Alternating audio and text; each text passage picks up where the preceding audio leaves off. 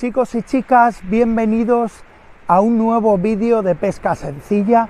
Bienvenidos a una nueva clase de la escuela Pesca Sencilla. Bueno, pues ha llegado el duro invierno, pero los frikis de la pesca, que somos muchos, no vamos a parar de pescar. Vamos a seguir cogiendo nuestros equipos, vamos a seguir llevando a cabo jornadas de pesca. En este caso vamos a seguir viniendo a nuestras playas a disfrutar del medio ambiente, a llevar a cabo jornadas de pesca, sí, más frías, pero bueno, acompañadas con una buena ropa adecuada, con un buen cafetito caliente.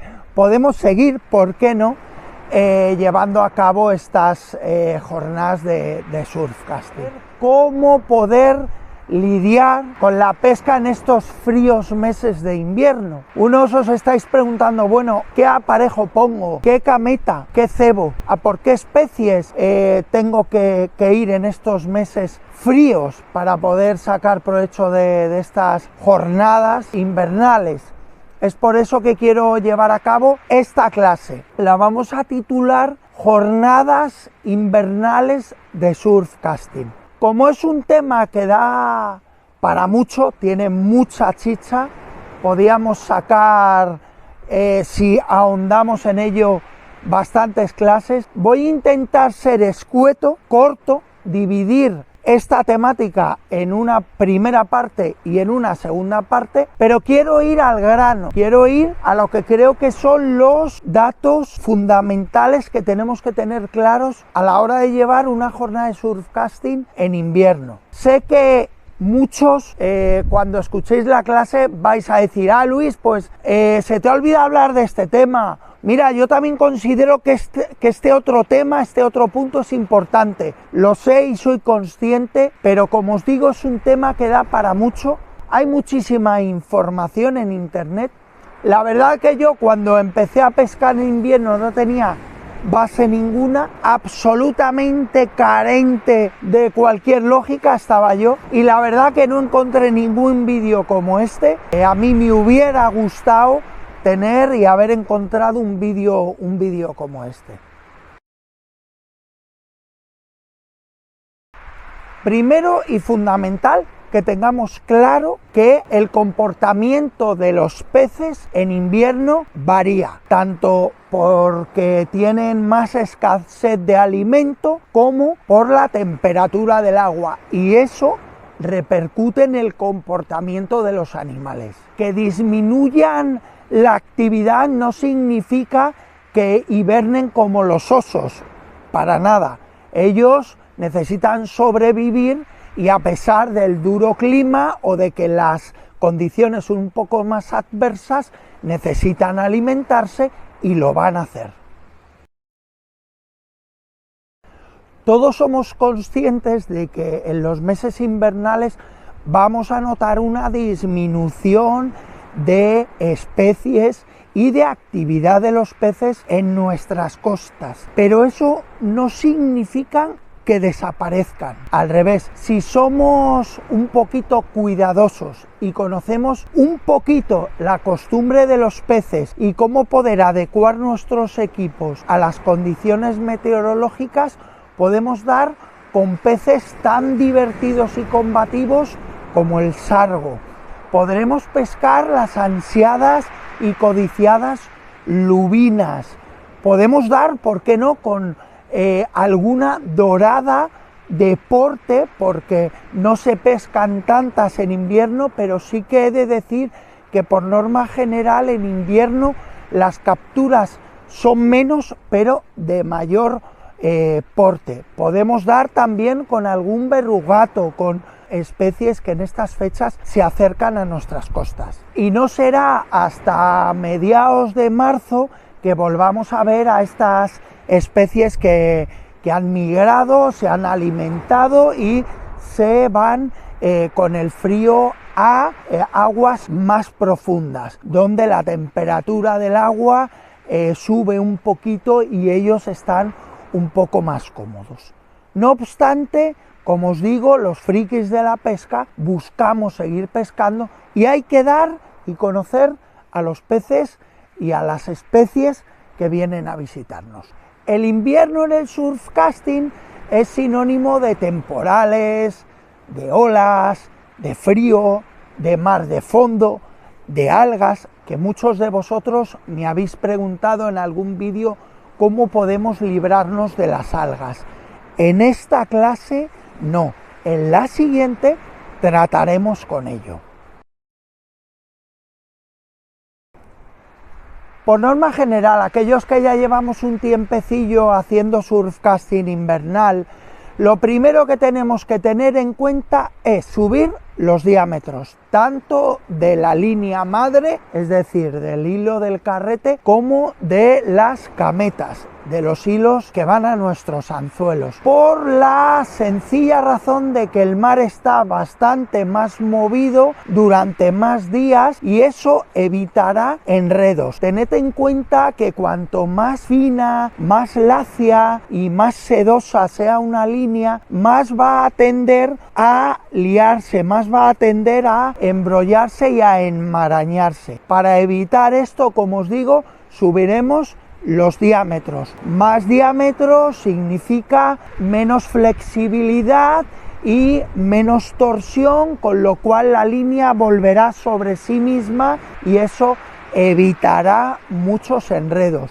De igual manera, las cametas. Una cameta, cuanto más larga y más fina, más probabilidad va a haber de que vuelva sobre sí misma y de que se enmarañe, con lo cual subiremos los diámetros. Antes de que me lo preguntéis, ¿qué tipo de diámetro? ¿Qué medida, Luis? Si por ejemplo yo suelo pescar con un 16 en la línea madre para poder alcanzar más distancia y un 22 en la cameta, en esta ocasión lo que voy a hacer, por ejemplo, si pesco a la lubina, conociendo que la lubina se mueve en el espumero, tengo que depositar mi aparejo, tengo que depositar mi cebo en esa espuma, en donde rompe la ola, con lo cual necesitaré un plomo que no gire. El portugués, el español no nos servirían, este tipo de plomos no nos servirían porque con la corriente serían movidos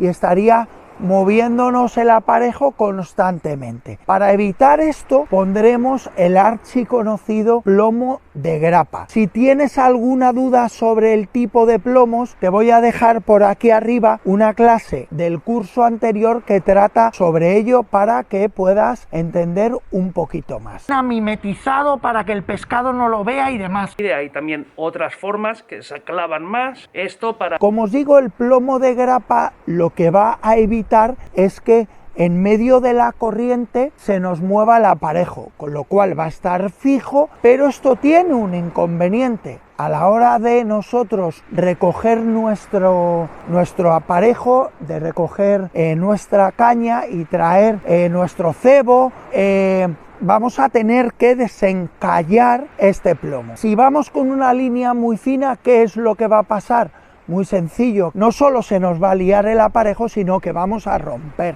Subiremos a diámetros de entre un 0,30 y un 0,50 dependiendo del estado de la mar. Si están días como hoy, en los que realmente se puede apreciar que hay mar de fondo pero no hay excesivo oleaje, me valdría con un 0,30 y por ejemplo con un plomo de bola. No sería necesario plomo de grapa, sino un plomo de bola. Tratándose de la lubina, lo que sí que vamos a intentar, como os he dicho antes, es meterlo en el espumero, con lo cual vamos a tener que poner, como os he repetido, plomo de grapa. La cameta que vamos a meter son cametas muy largas, cametas de 2 metros con fluorocarbono. Yo uso, en este caso, podremos meter un 0,50 o un 0,60. No tengáis problema. Daros cuenta que en el espumero, donde realmente el agua está muy oxigenada, la lubina o el pez que haya, que puede ser un sargo, le va a costar ver nuestra cameta, con lo cual no tengáis problema en que sea tan gorda. esto lo que va a hacer es que nuestro aparejo se mueva, pero sea lo suficientemente terso como para que no se nos enrolle. La distancia suficiente con 2 metros lo que va a hacer es que nuestro cebo va a estar constantemente yendo y viniendo, va a estar moviéndose, va a tener movilidad y eso le va a hacer más efectivo. Siempre encallado y siempre anclado en el mismo sitio por medio del plomo de grapa para que no se nos enmarañe y de esa manera poder esperar la picada de la lubina o el sargo. Lo que sí que os aconsejo que en esta temporada metáis anzuelo grande, cebo voluminoso. Un buen cebo sería la tira de choco o de sepia, una buena pata de pulpo, una buena tita de palangre bien licrada y bien visible, cebos voluminosos. Creo que en estos meses es mucho más efectivo. Sí es cierto que vamos a tener menos actividad, pero nos podemos llevar sorpresas muy gratas. Dicho esto, no os preocupéis porque en la siguiente clase quiero entrar más en materia y explicaros los aparejos, cómo los hago yo y la manera en la que se monta, a la vez que montar algún cebo voluminoso con un buen anzuelo para que veáis cómo lo hago. En esa clase intentaré llevar a cabo una jornada para ver si tenemos suerte y sacamos una pieza.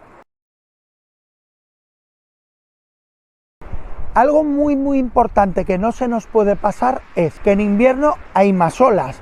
Las olas también suelen ser de temporal, el mar suele estar algo más alto, con lo cual en la primera línea las olas rompen más altas de lo normal. Debemos de evitar eso en caso de que vayamos a por especies que no sean la lubina. Como os he dicho, si es lubina deberemos meter nuestro aparejo ahí donde rompe la ola, pero si vamos por ejemplo a por la dorada necesitamos salvar esa primera rompiente para que nuestra línea no sea sacada hacia la costa. ¿Qué es lo que haremos?